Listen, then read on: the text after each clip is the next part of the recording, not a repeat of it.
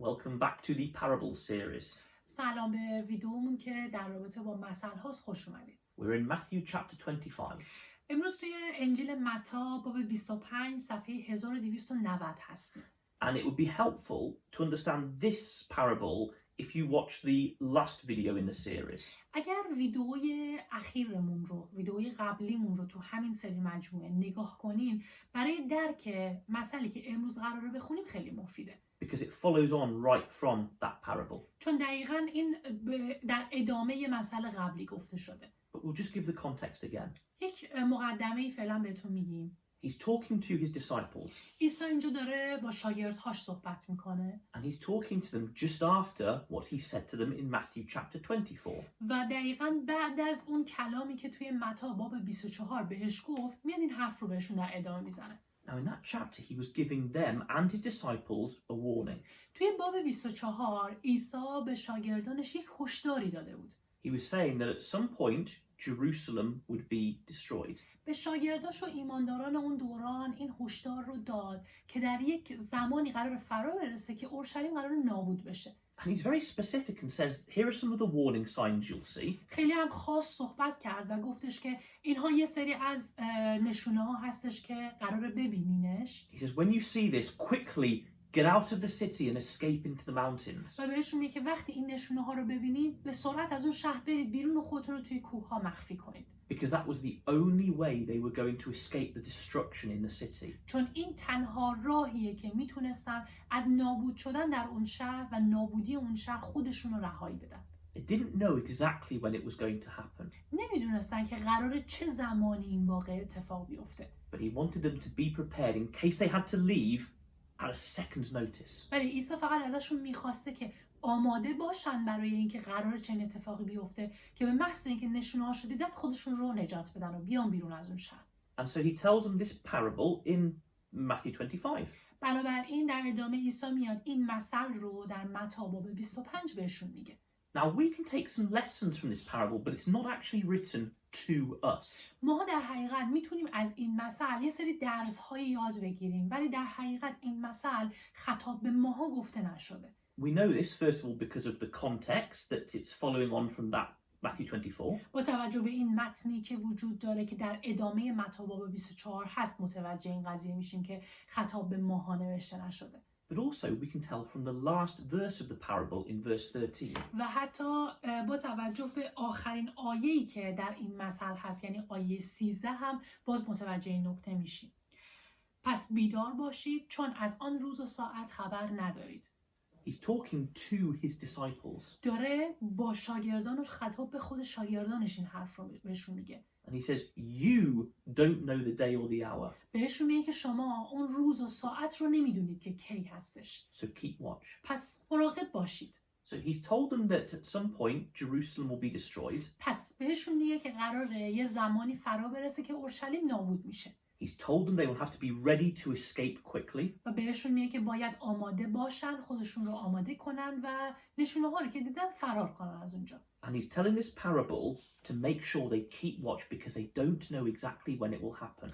و این مثل رو در ادامه بهشون میگه که مطمئن بشه که اونا همشون آگاه هستن از این موضوع و مراقب هستن چون نمیدونن قراره این واقعه کی عملی بشه.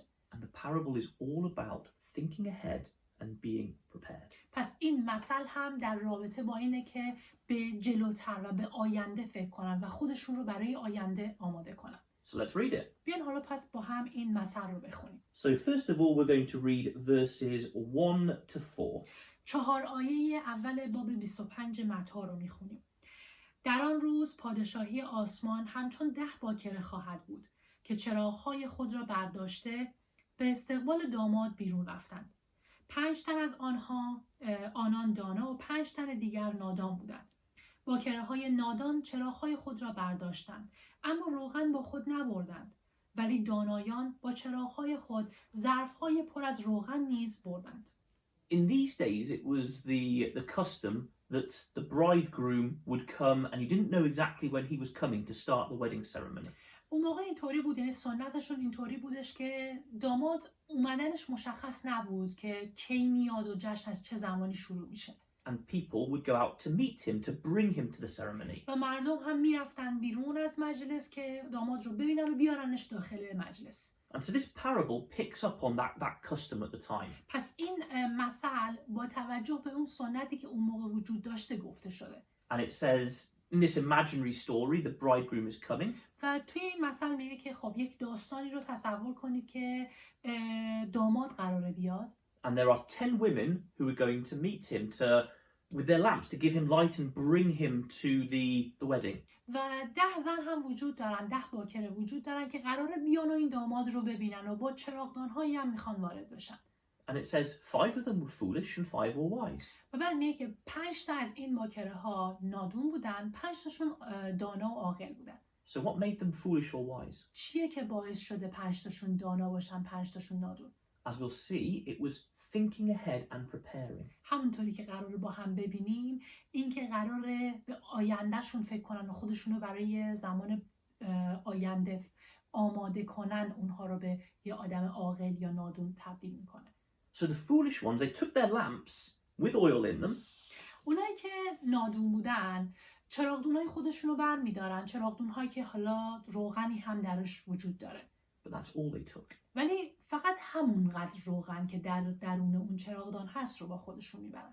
The wise ones took their lamps, but they took little extra bottles with some more oil. اونهایی که عاقل بودن علاوه بر اون چراغدان و روغنی که درونش هست که برمیدارن، یک ظرف اضافه تر که پر از روغن هست هم با خودشون میبرن. Because they thought ahead and thought, well, maybe he won't come for a long time and our oil will have run out. چون این 5 تایی که عاقل بودن به فراتر از اون چیزی که بود رو داشتن پیش بینی میکردن و نگاه میکردن. با خودشون فکر کردن که شاید اومدن داماد بیشتر طول بکشه، پس روغن بیشتری داشته باشیم برای چراغ هامون که بخواد روشن باقی بمونه. And we'll have to fill it up because our original oil will have gone. و با خودشون فکر کردن اگر داماد دیرتر بیاد روغن چراغدان ما تموم میشه، پس مجبوریم با یه روغن بیشتری اون رو پرش کنیم.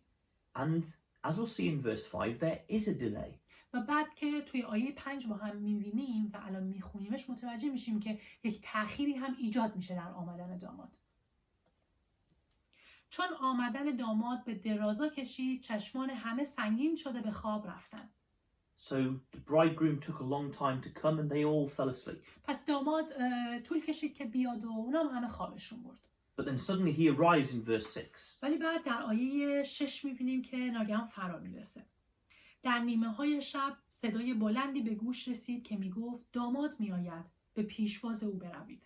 So they're all surprised and they're all being told, quickly go out and meet him. همشون متعجب شدن، یکی هم حالا بهشون داره میگه که سریع برین و داماد رو ببینید.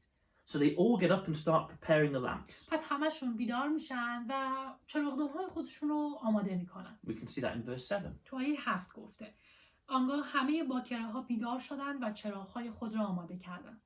But the foolish women have a problem. ولی اون باکره‌هایی که نادون بودن با یه مشکلی روبرو شدن. Verse 8. آیه 8 نادانان به دانایان گفتند قدری از روغن خود به ما بدهید چون چراغ‌های ما رو به خاموشی است. So they look at their lamps and actually think, oh, they're starting to run out of oil, they're going to go out. پس اونایی که نادون بودن به چراغدوناشون نگاه کردن و یهو متوجه شدن که روغنش داره تموم میشه و داره خاموش میشه چراغ. Whereas the 5 wise women, they've got plenty of oil, their lamps are going well. ولی از اون طرف اونهایی که دانا بودن کلی روغن اضافه داشتن و میتونستن چراغدونهای خودشون رو روشن نگه دارن. And so they say, quickly, give us some of your oil. پس به خودشون میگن که به اونها میگن، به اون 5 تای دیگه که یه مقدار از روغن اضافتون به ما هم بدید. But the wise women don't want to. ولی اون عاقل‌ها نمیخوان این کارو بکنن. And they say why in verse 9. و دلیلش رو هم تو آیه 9 میگن. اما دانایان پاسخ دادن نخواهیم داد زیرا روغن برای همه ما کافی نخواهد بود. بروید و از فروشندگان برای خود بخرید. And so they say, well, actually, we can't, because what if none of us have enough? We've got to give light. پس قبول نکردن، گفتن که اگر این کارو بکنیم و روغن برای هممون کافی نباشه چی؟ باید یه چند تامون باشه که اینجا روغن داشته باشه به اندازه کافی که چراغدانش روشن بمونه. So they say, we'll go out and give the light and you go and get some more oil, then join us. پس بهشون میگن که ما که روغن داریم و چراغدانمون فعلا روشنه میریم، شماها برید و روغن بیارین و بعد که روغن فراهم کردید بیاین به ماها بپیوندید. But it was too late for those unwise women. ولی خیلی دیگه دیر شده بود برای اونهایی که نادون بودن. Look at verse 10. آیه 10 رو ببینیم. اما هنگامی که آنان برای خرید روغن رفته بودند، داماد سر رسیده و باکره هایی که آماده بودند با او به ضیافت عروسی در آمدند و در بسته شد. So they were hoping they'd be able to get the extra oil, get back in time, and everything would be fine. پس یعنی اونا امیدوار بودن که برن روغن پیدا کنن، بگیرن و برگردن و زمانم به اندازه کافی داشته باشن برای همه این کارا. But it wasn't. ولی زمان اونقدر کافی نبود. While they were still away, he arrived. تا زمانی که اونها دور بودن، رفته بودن این کار انجام بدن، داماد فرا میرسه. And he couldn't wait for them. He had the five who had the light, and they go into the ceremony. ولی دیگه نمیتونه هم داماد منتظر اون 5 تا وایسه که تازه اونها برسن. این 5 نفر دانا رو داره، اونها هم با خودشون این چراغدان رو دارن و با هم وارد مجلس میشن. And the door was shut with the unwise women outside. و بعد در مجلس بسته میشه و اون 5 باکره‌ای که نادان بودن بیرون میمونن. And verses 11 and 12. حالا آیات 11 و 12 رو میخونیم. پس از آن باکره‌های دیگر نیز رسیدند و گفتند سرور ما در بر ما بگشا. اما او به آنها گفت آمین به شما میگویم من شما را نمیشناسم. So they try to get in, say, please let us in. He says, but I don't know you. پس تلاش کردن که خودشون وارد مجلس بشن و گفتن لطفاً به ما اجازه بده که بیایم، ولی اون داماد بهشون گفت من شما را نمیشناسم. Their chance had gone. یعنی دیگه شانسشون رو از دست داده بودن. They got everything ready. They had their lamps. They had their lights. همه چیز رو آماده داشتن، نور و چراغ رو هم داشتن، دیگه الان چراغداناشون روشن بود.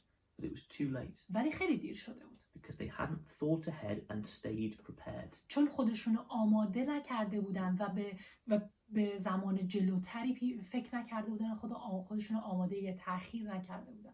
This was such an important parable for the people in this time. برای آدم‌های اون موقع این یه مثل فوق‌العاده مهم بود. In the previous chapter, Jesus is very clear that at some point they would have to leave Jerusalem straight away. توی باب قبلی عیسی مسیح به اونها هشدار داده بوده که قراره یه زمانی فرا برسه که بلافاصله باید تو اون دوران خودشون رو از اورشلیم بیارن بیرون و نجات پیدا کنن. In fact, let's read that to really get the urgency of what the Lord Jesus says. بیاین در حقیقت اون آیه رو هم با هم بخونیم که درک کنیم چقدر این قضیه اورژانسی بود و عیسی چی داشته بهشون گفته. Matthew chapter 24.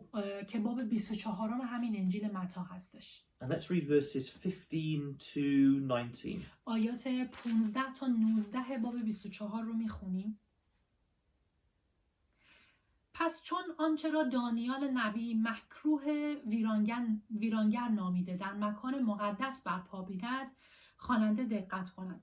آنگاه هر که در یهودیه باشد به کوهها بگریزد و هر که بر بام خانه باشد برای برداشتن چیزی فرود نیاید و هر که در مزرعه باشد برای برگرفتن قبای خود به خانه باز نگردد. وای بر زنان آبستن و مادران شیرده در آن روزها. So that's how urgent it was. پس دقیقاً در این حد این قضیه اورژانسی و عجله‌ای بوده. At some point they would see the Roman armies come, which Jesus calls the abomination of desolation. خب اینجا عیسی گفته مکروه ویرانگر که داره اشاره میکنه به ارتش روم که قراره اینها ببینن داره ارتش روم به شهرشون نزدیک میشه. This was from a prophecy in the book of Daniel, which these people would have understood. و این مکروه ویرانگر از یکی از پیشگویی‌هایی که توی کتاب دانیال گفته شده اومده و عیسی از اونجا داره نقل میکنه که آدم‌هایی که اینجا در این حرف رو میشنون درک میکنن این حرفی که زده شده معناش چیه. He says, it's that urgent. Even if you're on the roof of your house, don't go back into the house, just run. پس داره بهشون میگه که انقدر این قضیه حیاتیه که اگر حتی روی پشت بام خونت هم هستی، از پشت بام پایین نرو، وارد خونت نشو، از همونجا فرار کن. If you're in the field, don't grab your cloak, just run. اگر توی مزرعه هستی، نرو که لباس تو قبای خودش رو بگیری، همونطوری فرار کن و برو. He wanted them to always be prepared. ازشون میخواسته که همیشه آماده باشن. Because he couldn't tell them exactly when it would happen. چون عیسی نمیتونسته بهشون بگه که این واقعه کی قراره اتفاق بیفته. He said these words in about AD 30. عیسی این حرفها رو حدود سال 30 پس از میلاد بهشون گفت. The destruction didn't happen till about 40 years later. و نابودی اورشلیم تقریبا 40 سال بعد این قضیه اتفاق افتاد. So what he's saying to his disciples living in this area is they had to always be ready. پس عیسی داره به ایمانداران اون منطقه میگه که همیشه باید آماده باشن. So he wanted them to live their life, always think ahead about what they were doing, what they were planning, so they could always be prepared to leave quickly. پس عیسی ازشون میخواسته که همیشه تو زندگیشون آماده باشن تا زمانی که اون واقع اتفاق میفته آماده این قضیه باشن که سریع از اونجا فرار کنن و اونجا مکان رو ترک کنن. The lesson was they should always be ready. پس درسی که داشته بهشون میداده این بوده که همیشه آماده باشن. When this actually happened, some were ready and escaped. وقتی که این واقعه در نهایت اتفاق میفته بعضی هاشون چون آماده بودن تونستن در برن از اونجا. Some just didn't listen to Jesus and thought, no, it's not that important, or maybe they lost their faith. ولی بعضی ها هم گوش نکردن به حرف عیسی و خودشون گفتن اینقدر مهم نیست یا ایمانشون رو حتی توی اون زمان از دست دادن. And they didn't escape. و واسه همین فرار نکردن از اونجا. And they were destroyed with Jerusalem. و همراه با شهر اورشلیم اون آدم ها هم نابود شدن. So that's why he tells this parable. He really wants them to see how important it was to stay prepared. پس برای همینه که عیسی میاد تو این باب این مثل رو بهشون میگه. میخواسته که اونها همیشه آماده باشن و هوشیار باشن که وقتی اون اتفاق افتاد بتونن سریع از اونجا فرار کنن. So it's not written to us, this parable. It was written to them in those days. پس این مثل برای ماها نوشته نشده، یعنی خطاب به ماها نیست که خودمون رو برای اون واقعه آماده کنیم. خطاب به آدم‌های اون موقع نوشته شده بود که وقتی اون اتفاق میفته بتونن از اونجا فرار کنن. But I think there are still maybe principles we can take for our lives. ولی با وجود این اصولی توی این قضیه وجود داره که ماها میتونیم این اصولها رو، این قوانین رو برداشت کنیم، یاد بگیریم و تو زندگی خودمون عملیش کنیم. In our lives, we always have to be ready to be able to do good, to preach to people. ما همیشه باید توی زندگی آماده این باشیم که خوب رفتار کنیم، به دیگران بشارت بدیم کلام رو. We should think ahead, make sure we're prepared for that we can do that. و همیشه باید به آینده فکر کنیم، خودمون رو آماده کنیم و آماده اون لحظه باشیم. For every disciple, hard times will come when our faith is tested. برای هر شاگردی لحظات سختی تو زندگی فرا میرسه که ایمانشون سنجیده میشه. Wise disciples are always praying, reading to gain spiritual strength. یک شاگرد عاقل همیشه دعا میکنه، همیشه کلام رو میخونه تا ازش قوت و قدرت بگیره تا آماده سختی ها باشه. So when hard times come, they're prepared. They have that faith. They can resist hard times. تا در این صورت وقتی سختی های زندگی فرا میرسه چون ایمان قوی به دست آورده بتونه قدرت مقاومت و ایستادگی رو داشته باشه تو سختی ها. And also, one day we have to be ready for when Jesus comes. و همینطور باید حتی آماده اومدن عیسی مسیح هم باشیم که یه روزی انجام میشه. If we are prepared, that's great. اگر آماده اون روز باشیم همه چیز پس عالی قراره پیش بره. We're living a godly life. He comes and calls for us to judgment and we can joyfully go. اگر آماده اون لحظه باشیم همیشه خوب زندگی میکنیم اونطوری که خدا از ما میخواد زندگی میکنیم و آماده روزی هم هستیم که عیسی میاد و داوریمون میکنه. But what if we're living an ungodly life ولی اگر اونطوری که خدا میخواد زندگی نکنیم چی؟ and we're not prepared? اونجوری دیگه آماده اون لحظه نخواهیم بود. Do you want to be taken to meet Jesus when you're living an ungodly, unrepentant life? آیا میخواین وقتی که عیسی اومد عیسی شما رو جوری ببینه که آدم خوبی نیستین و اصول قوانین خدا رو تو زندگی اجرا نمی‌کنین؟ And as we said in the last video, we don't just obey Jesus because he might be back at any minute. و همونطور که تو ویدئوی قبل گفتیم فقط به این دلیل از عیسی اطاعت نمی‌کنیم یا به این دلیل درست زندگی نمی‌کنیم که چون قرار هر لحظه برسه که ما رو توی انجام کار بدی نگیره و نبینه. Even if we knew he wouldn't be back for years, we should still be living a godly life because we love him. حتی با وجود اینکه بدونیم قراره سالیان طول بکشه که عیسی بیاد، باز هم باید درست زندگی کنیم و اصول خدا رو تو زندگی هامون عملی کنیم. But Jesus knows our nature. ولی عیسی ذات همه ما آدم‌ها رو میدونه. He knows we need sometimes some warning for when we're tempted to keep us off the bad path. عیسی میدونه که هممون همیشه به یه هشدار احتیاج داریم تا وقتی که وسوسه میشیم ما رو از بدی دور نگه داره. So although this parable isn't written directly to us, we can still take some lessons. پس با وجود اینکه این مثل مستقیما خطاب به ماها نوشته نشده ولی باز هم میتونیم ازش درس بگیریم. Let's be wise disciples who think ahead, who are always prepared. بیام یک شاگرد عاقل باشیم، کسی که همیشه به آینده فکر میکنه و خودش رو آماده نگه میداره. Prepared for hard times when they come. و خودش رو برای سختی‌های پیش رو آماده میکنه. Prepared to serve and preach whenever we need to. و آدمی باشیم که همیشه آماده باشیم برای خدمت کردن و اگر جایی برای به بشارت دادن نیازه آماده اون لحظه هستیم. And prepared to be ready for when the Lord comes. و همینطور برای اومدن سرورمون همیشه آماده باشیم. Thank you. ممنونی.